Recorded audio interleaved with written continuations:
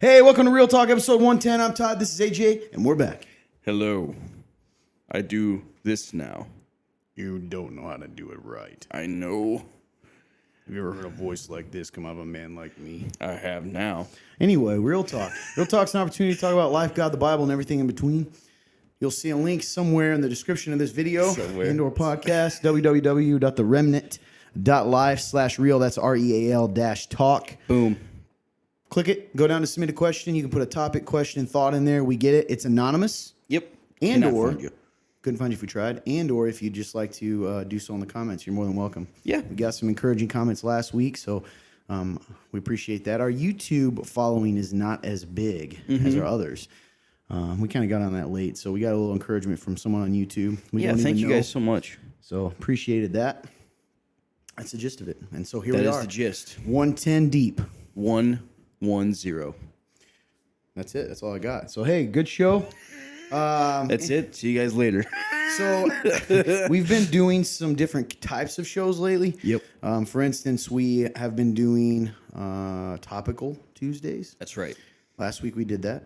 This week we're going to talk about kind of old format. We've got 3 questions that came in. That's right. They're good ones. But before that, we'll kind of catch you guys up on what our lives are like and about, or thoughts we've had, maybe those kinds of things. Mm-hmm. You know what I mean. Oh, I know. So I know what the man's talking about. So man, I'll begin. I love when I see Fun Turn Clint just shake his head in just saddening disgust because he knows there's nothing we can do now. It's already filmed.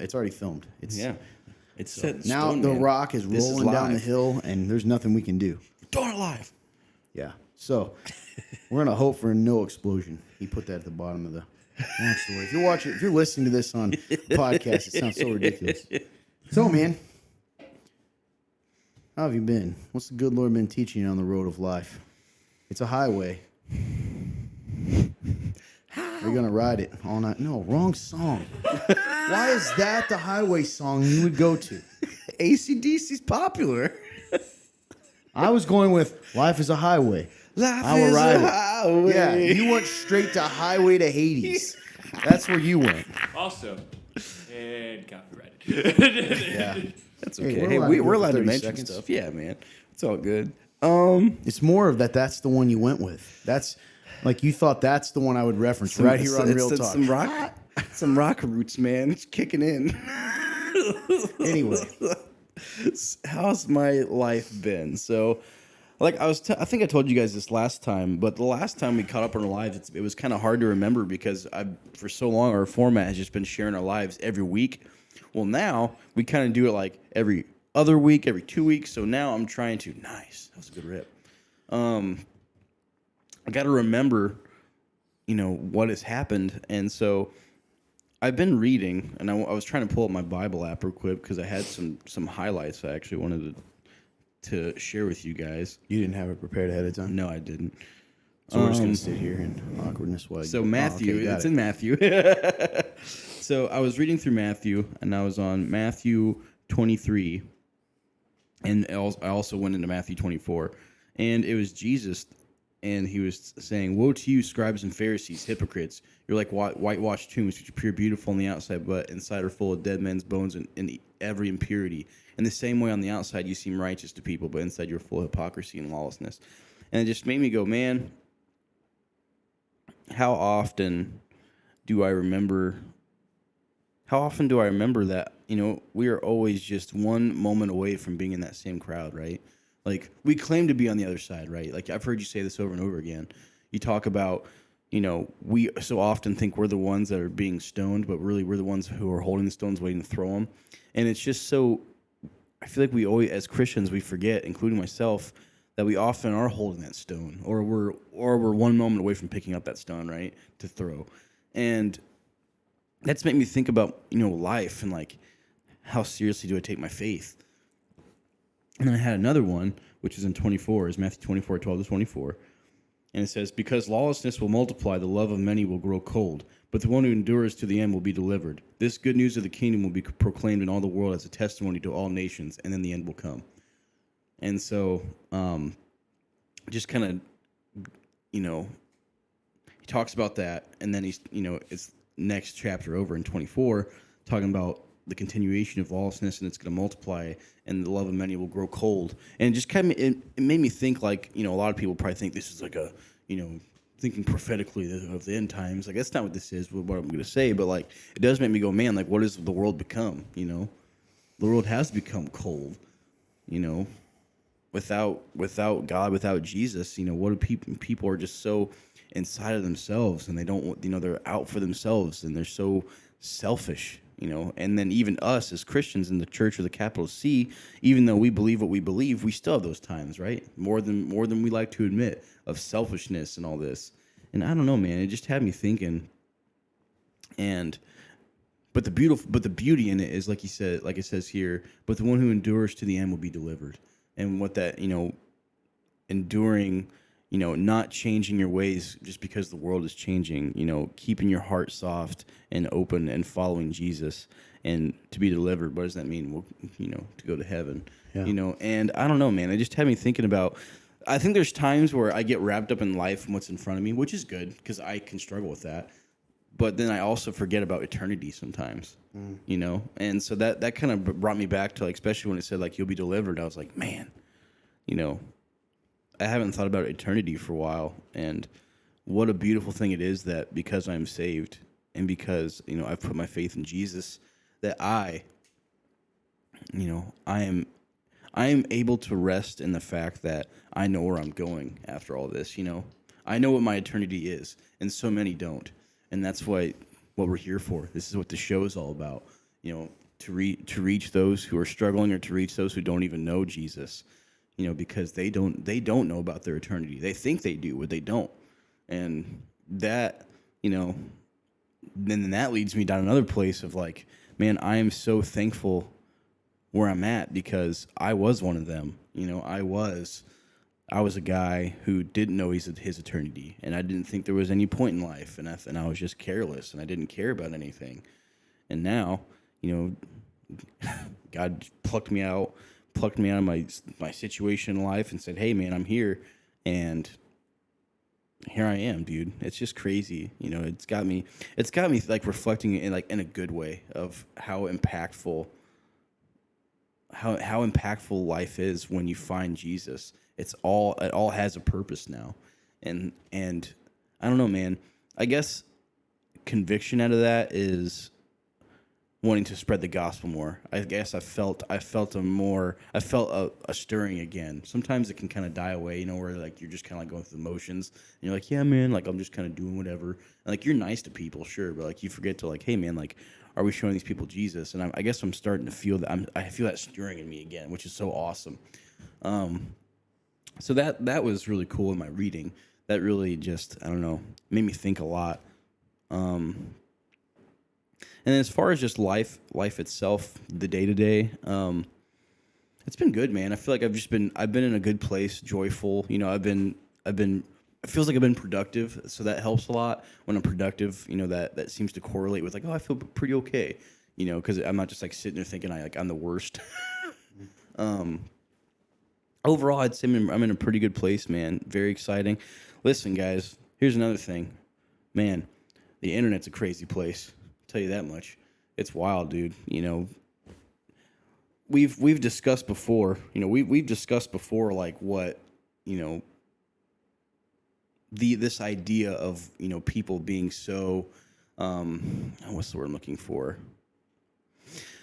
I guess blind to, like, oh, like, we're set in our ways, of what society is like, because clearly back when the election was going on, all that stuff, we had, we talked about it a lot, with people not wanting to look at certain things, and, man, it's just crazy. I think people need to remember, like, hey, the world we live in is dangerous. I think especially for us Christians, I think we forget. Which is fine, but I guess you don't want to be so naive that you're just kind of, like, walking around like la la la, and, like, something bad could happen, and, like, I don't know, man, just thinking about that too lately. Like, the world is dangerous, and I don't want people to, like, have to, like, bunker down in, like, a hole or something, but you also got to be aware, I guess. Just be aware. be careful, you know. So yeah, that's what what I've been up to and what I've been thinking about. That was a lot. So No, that's good, man. I think people, that's what people want to know. yeah, Yeah. The only comment I have is that I think a lot, going back to your initial topic of people, and you made mention of a lot of people are going to grow cold. You know, something that strikes me is we tend to think that all Christians, or claim to be, are Christians, and I just that breaks my heart. Is there's a lot of people who think that they are believers, that they're enduring because they, using that terminology from that book, they're fans of Jesus. yeah, They're not followers, and it's pretty sobering that, you know, true disciples are going to be in the minority in those times. There's not going to be a lot. yeah, In the big scheme of things, and you want to make sure your heart's right and you're one of those. And I don't know, I guess that's always sobering to me, it is, man. you know, and where that line is, and that we can't tell the difference. Jesus can, and he will. He'll separate them. Yep. But that we can't tell the difference on this side of heaven. So Yeah. this side of, so that's it's sobering for sure. But yeah, so that's where I've been. So yeah, sorry for the it's just a waterfall. I was trying to of interact with it, information. and then you just apologized again. Oh, sorry, man. No, My I was you apologize. I try. This is our life. Okay, well, I'll move on then. Things are going okay on my end. Yeah, I sometimes still. It doesn't matter how many times I've been. So I've been a Christian now for. It's crazy, you know, 16. I don't know how many years, right? Mm-hmm. Became a Christian towards the end of high school or whatever, and no matter how long I'm in it, it still feels like I'm naive sometimes to the culture, or I don't understand it, or I don't get it. And there's little kind of, I won't say games, like accepted cultural norms within Christianity that I still don't understand, particularly within, you know, church to church and pastors and just all this kind of like strange dynamic that I just don't get. Mm-hmm. And I think even when I talk about it, people think that I'm kidding, or they think I'm trying to be holier than thou, and I'm not. I've said this many times. If Christianity is a game, I'm not very good at playing it. I'm just not very good at it.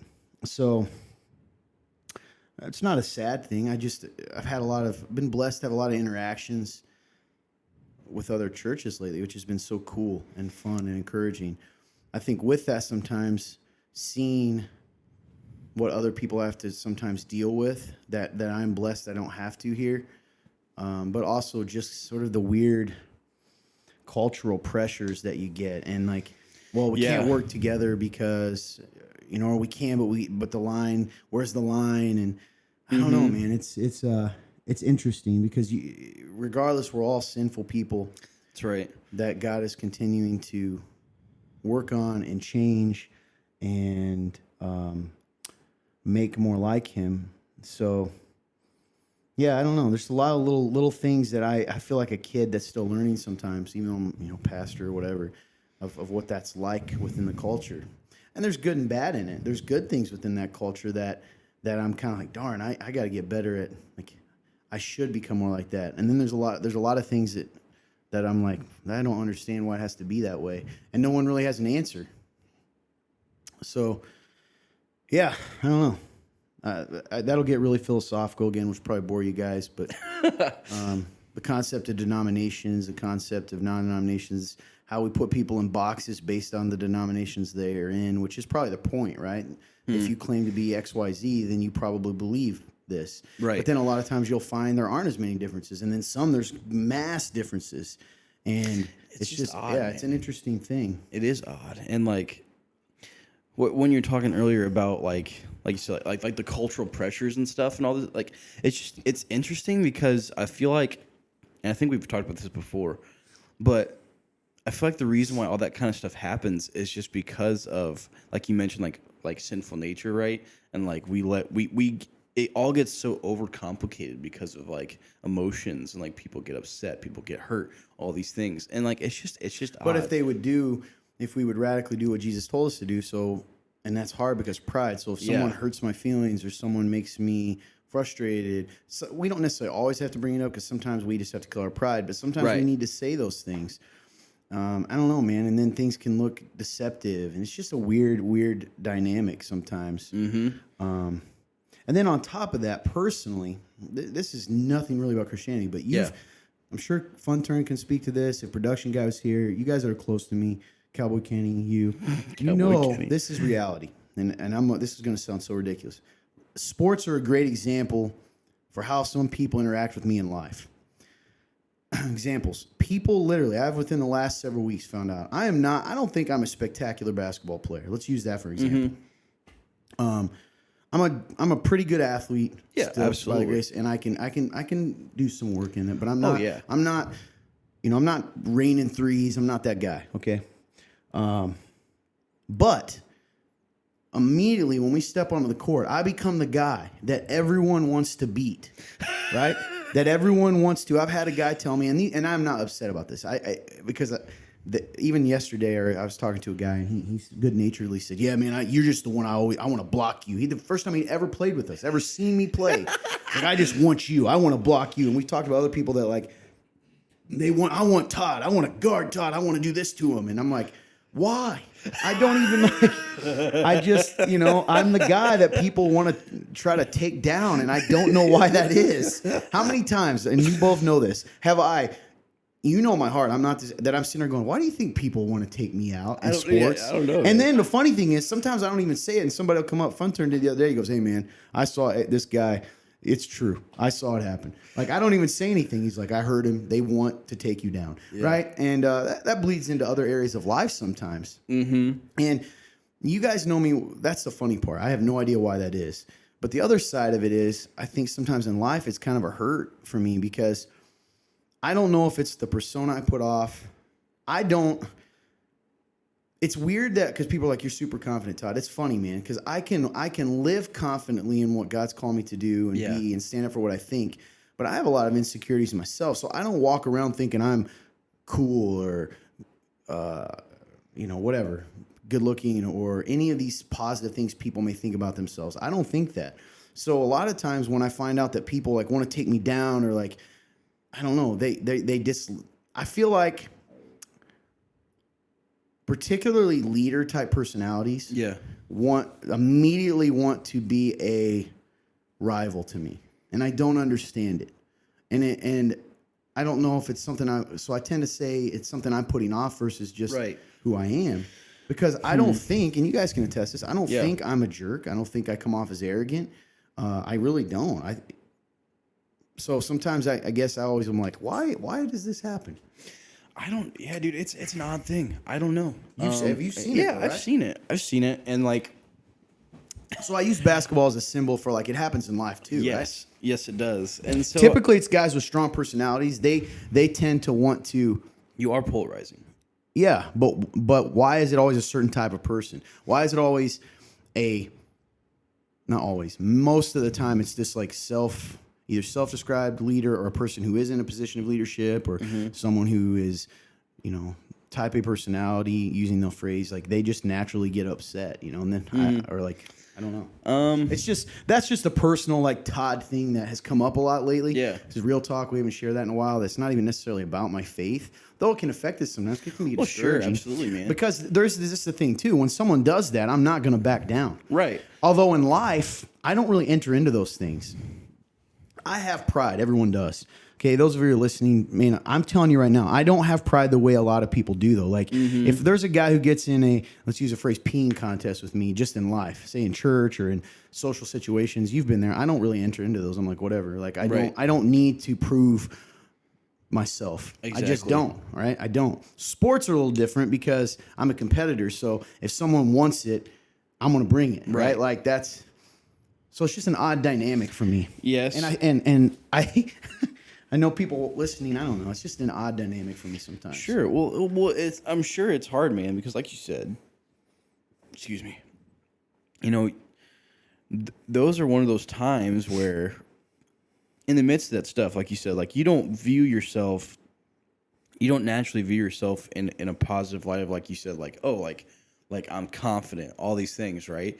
So I don't know if maybe it feels weird because maybe you find yourself like Well, I have a guilt complex thinking of first. other reasons why they would be doing that. Sure. Right? So like instead of like the stuff that, so like you said, since you don't think of yourself in the light of like confidence or like good looking, like all that. Yeah, like, I do, that and kind of and you stuff. can attest to that. I don't Yeah. walk around thinking that. No, about you myself. don't. Okay. So maybe it feels weird because instead of it being that stuff, because you don't think that way, it's other stuff. That's really good, and I think you're right. So I naturally go, I did something wrong, or I did something to offend them.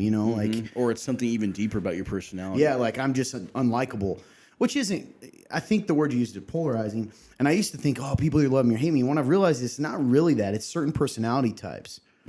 So, but I always come back to. Because people that have been really close to me will tell me positive things. It's almost hard to say here. Because, guys, I'll be honest. I can speak to other people. I struggle to say positive things about myself. I struggle to say what I'm about to say because I'm like, I don't ever want to come off as arrogant. But, people that love me are like, okay, it's because you come off as confident. It's because you're XYZ and it makes people feel insecure or whatever. But I don't think that way. You're right. Yeah. And it's even hard for me to believe that. So I'm already thinking, okay, it's got to be something wrong or whatever. Exactly. That's probably why it feels so weird. Yeah, it does. It really does feel weird. So, but there's a book called Wild at Heart. You guys, if you've been longtime listeners, it changed my life. One of my favorite books that is nonfiction. And there's a statement there I've tried to. I took a lot of what he taught and his mentoring me in a way, and I applied it to my life. And one of them is, let the world feel the weight of who you are and let them deal with it. Because a lot of times and then I've kind of thought of it this way and said it to you guys even, is we should never dim our light, dim who we are to make other people comfortable. That's right. And so I try to live out of that, but it still stinks sometimes when it happens, Well, yeah, absolutely. Like, it's always hard when it's right there in the moment, right? Yeah. Like when it's standing in front of you, when that's true, man. So that's kind of where I'm at. Nothing like dramatic or sad. It's just always fascinating. Yeah. Sport-wise, I'm going to tell you right now, you want it, I'll bring it. That's in any sport. Because I like to compete. And the thing about me, too, bring it. You know this. Like, listen, I'll go all out and we'll battle. But it's on. I was raised that way as an athlete. When it's done, it's done. Some people aren't like that, though. Yeah, that's true. Right? Which is tough, too. And I also hate excuse makers. Listen, if you're going to play a sport out there, if you're an athlete, don't whine. Don't make excuses. Okay? You didn't lose by 20 points because you got fouled one time. So you might as well, why you even bring it up? You know what I mean? Like those kinds of things. You lost by 18. Yeah. If you made the free throws. The only time I even think about, so for instance, the Baylor Gonzaga, was it Gonzaga? No, the Baylor. Yeah, it was Gonzaga. No, the girl one. Oh, I actually have no idea. You ever heard about this? So this is true. I can't remember the two teams. Someone will probably, to go to the national championship for females. It was, literally lost by 2 or 1. And it's a clear foul, straight in the face, no call, end of the game. Yeah. That's different, right? But I can also be like, as an athlete, why'd you let it get down to that? Why'd you let yourself get down? Bottom line, things are happening. If you're going to be a real athlete out there, and this applies to life, you can't control the external. That's why I love sports, man. It's a microcosm of life. It really is. You can either say, gosh darn it, if that teacher liked me, I would have got better grades.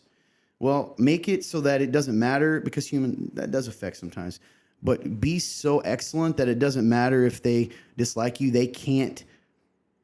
It would literally be. It would be too blatant. Yeah, they can't deny it. Right. So I don't know, man. Approach that with life. Out there, if you're whoever you are, guys particularly, man, don't be that guy. Don't be the whiner.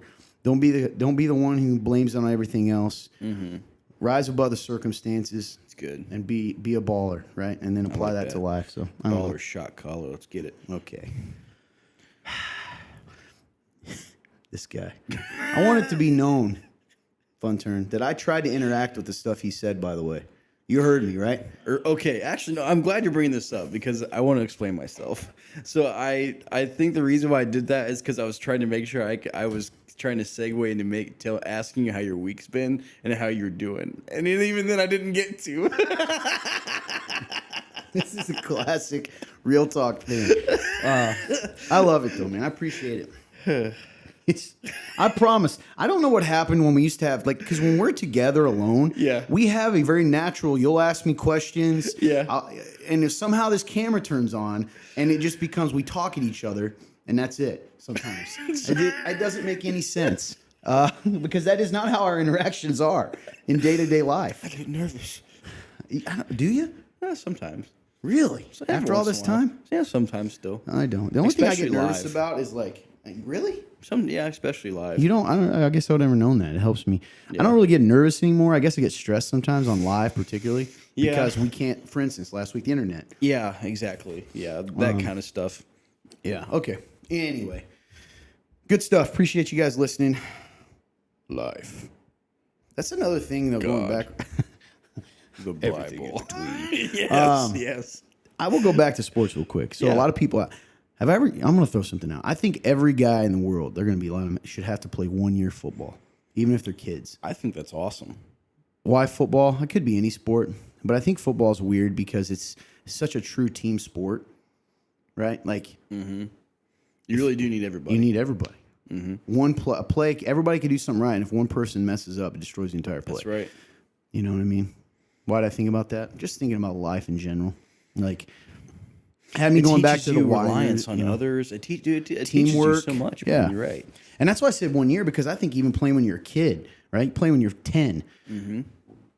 I knew a guy, excuse me, so sorry.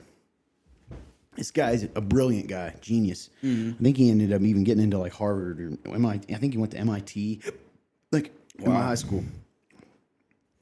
He played a year of football, 7th grade. And like looking back on it, it's crazy, you know. I think that if you knew this guy later on, but that guy played a year of football, That's and I think it's awesome. pretty cool, man. Yeah. You know, and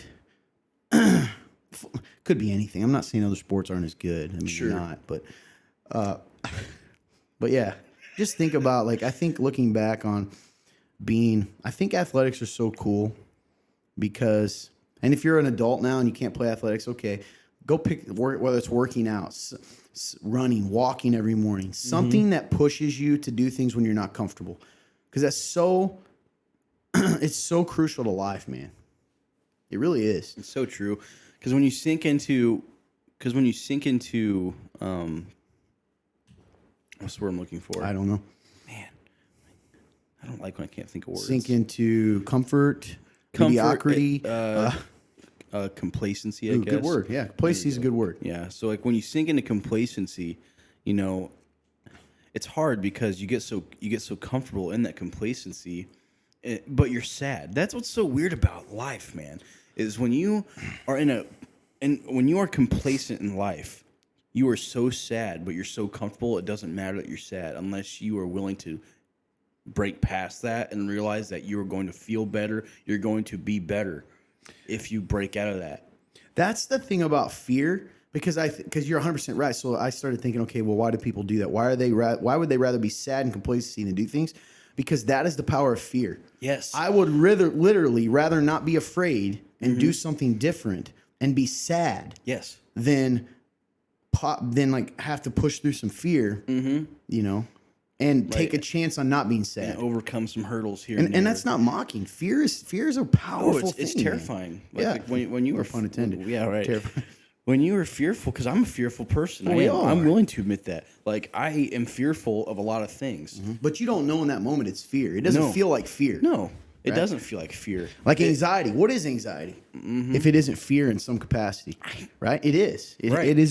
It's a fear of whatever, and then you become so overcome by so many different fears that at that point you have to call it anxiety because you can't even put a finger on what you're scared of. Exactly. Anxiety is like the lack of knowing what you're fearful of. That's good. It's true. Good stuff. Anyway, don't Yeah, be that afraid. was- that was God nice. says, perfect love casts out all fear. I'm paraphrasing. Those that fear have not been perfected in love. And what that means, that's not a shameful thing. It's like you haven't grasped how much God loves you, because if you did, you'd never be afraid. Amen, dude. And I certainly know I haven't been perfected in love. No, So let's me dive either. into these questions, Okay. because I have to go to the restroom. So here we go. Question 1 that I have is, as Christians, we are called to not gossip. Does that mean we are also supposed to stop the gossiping between believers and non-believers? So essentially this person is saying, I know we're supposed to stop gossiping.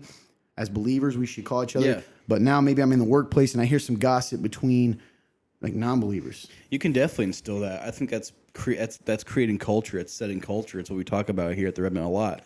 You know, if you hear two coworkers, talking about so and so, it's okay to ask questions. Like, yeah, have you talked to them about this? Because that's the thing. I think so many people think setting culture is going, stop, you don't do that. Like, that's Or else. Yeah, exactly. Yeah. That's not what it is. Yeah. It's getting people to stop and actually think and try to help them realize what they're doing and how unhealthy it is. It's true, man. So, like, ask them questions. Have you went to this person about this situation? Oh, you haven't? Well, why not? Maybe you should. And maybe and then if they do it, cool. If they don't, you still did. You still did something to try to change and set culture. I like that, man. I think asking questions and just pointing to it. But you can't, it's going to be different. You can't appeal to them through their faith, right? Like, hey, Jesus says not to do this, 'cause they're not going to get that and they don't care. But I think two ways you can stop it, right? One is never enter into it. That's good. I've known people. It's pretty cool. I've seen it happen. partake. I've seen people walk away when gossip starts. They don't say anything. They don't make drama. They just they don't even do it huff and puff, and they remove themselves. Eventually, what ended up happening is someone says, hey, why do you always walk away? And they're like, because I don't like being a part of gossip. Mm-hmm. You let them ask you. And the other thing is, just asking questions, or maybe even subtly being like, oh, I hear you guys talking about Bob. Why don't you just go ask him? Yep. But so are you called to, in a sense of like Jesus as a disciple? No, because I think that goes back to throwing your pearls before swine. You can't hold a non-believer to believing a believer's standards because they don't. First off, they're not equipped with the Holy Spirit to even be able to fully grasp that. Right. So you don't have a responsibility to do that. Overall, is God's way better? And you just said that. Like, not gossiping creates a better environment? 100%. Oh, yeah. And we can choose to speak into that by asking questions, not taking part in it, but don't carry the weight of their decisions because you can't do it. Exactly. So, That's good stuff. Great question. Nice. Rapid fire. Next question. Did Judas go to heaven? That was a bomb. Watch this.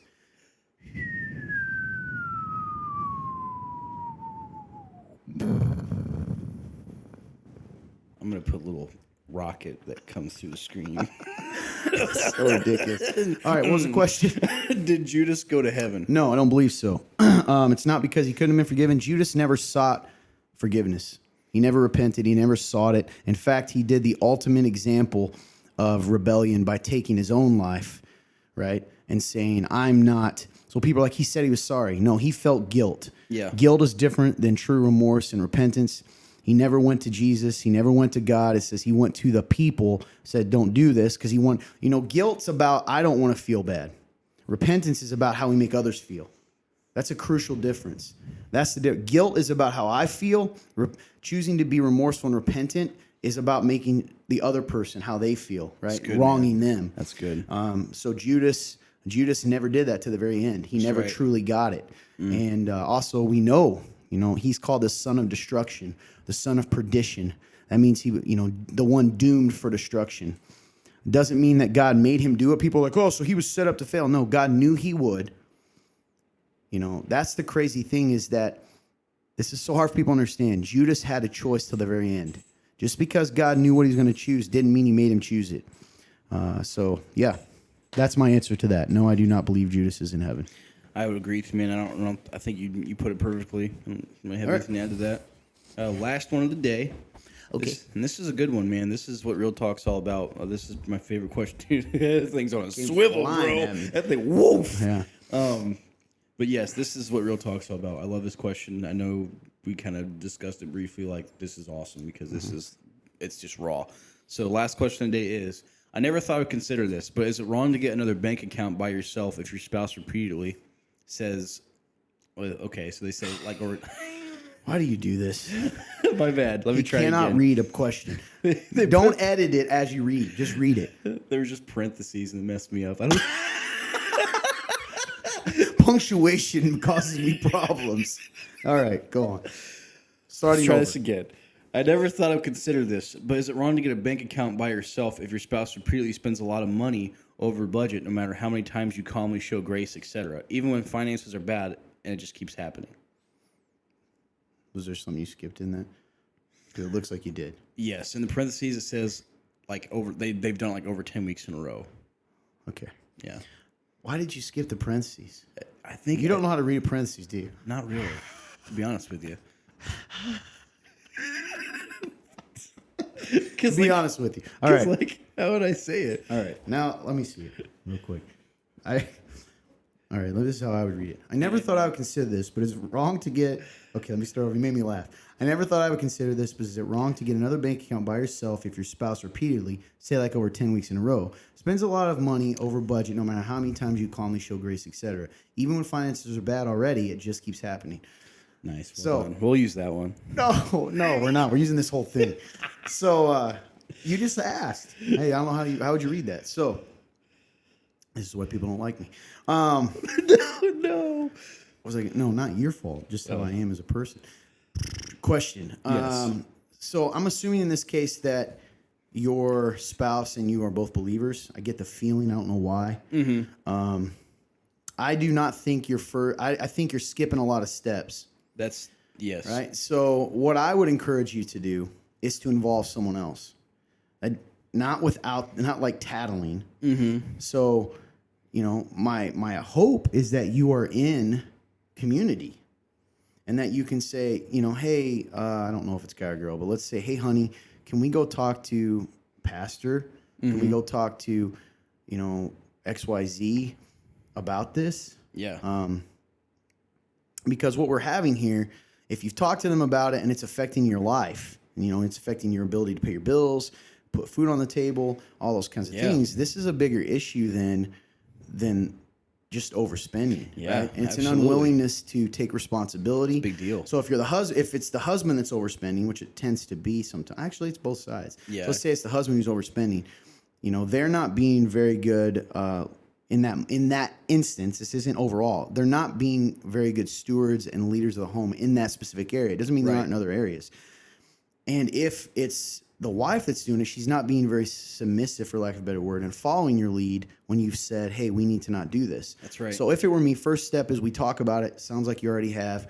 They keep doing it over and over. I'd be curious to know how they're responding when you bring it up. Are they getting mad? Are they just ignoring it? Are they saying, hey, I'm going to take care of it, I'm going to stop? Mm-hmm. The next thing I would do is, well, then you bring someone with you, right? It kind of goes to Matthew 18. I was about to say that, yeah. And you invite someone into the situation. Right, that process applies, man. And it's not, guys, it doesn't have to be as awkward as it sounds. Because this is how it all goes together. If you don't have a relationship with your pastor, or you don't have a relationship with someone in a life group or another believer, then this becomes awkward, because then it's like, okay, I'm going to go bring a random person into our business. Mm-hmm. But it shouldn't be that way, right? If I have a close friend, so say it was, say it was you and your girlfriend, you guys get married. I have a relationship with both of you. We're in community. It wouldn't be weird for you to be like, hey, let's go talk to Todd about this and bring someone else in. Exactly. Or vice versa. Like, hey, yes. Let's get someone else. Excuse me. If you don't believe me, believe them. Like, let's look at this let's bring them in on it. Yes. That would be what I would do first. I think it's very dangerous territory to start just going off on your own and making those decisions, because it's naturally creating a division in your marriage, right? It's creating areas that are secretive. And I don't mean to make it dramatic, but then what happens so then you start making secretive decisions in a different area. Sure. Where does that lead? You're opening doors. Absolutely. Yeah. You're opening doors to, darker roads. And you can also, if you don't want to bring someone else in first, why don't you just say, hey, honey, how do you feel about us just making I make another bank account. You're struggling to not go over budget. What if we just have this other bank account that, you don't really have access to, that's to make sure we don't do that. You know what I mean? And if they're on board with it, then there you go. There you go. Problem solved. Yeah. Yeah. That's so good. if they're on, I would ask them first if they're completely against that. So no, you're not doing that. Plus they're overspending. Yeah. Then it's time to bring someone else in on it, whether it's your pastor, maybe your parents, if you're both close with your parents, and they're believers, something like that. That's my suggestion. Is that clear, good. Fun Turn? Does that make sense? Oh yeah. That's good, man. Yeah. Great question. So honest and real. And I love that you said that. This is the type of stuff that Real Talk should. It is. This is what it's about. This stuff right here. The stuff that you feel uncomfortable to ask. That's real life wrestling. Yeah.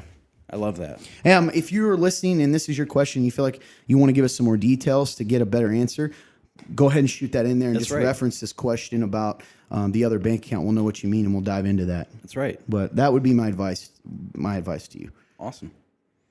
All right, man. I got nothing else. Do you? Other than thank you guys so much for watching. Hey, you know what? If you're on YouTube or Rumble or whatever, why don't you guys subscribe? Subscribe to the channel, hit the button, I got a little fancy. Smash thing. that like button. Smash it.